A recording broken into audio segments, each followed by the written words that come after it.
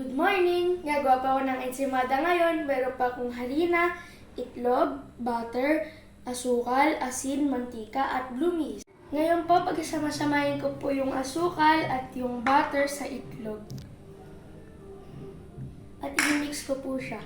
Ngayon po, pagsasama-samahin ko po yung blue asin, yung mantika, at yung itlog sa harina.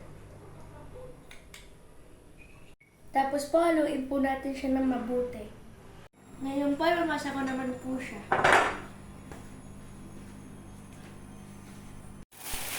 Ito na po siya. Ngayon po, lumod ko na.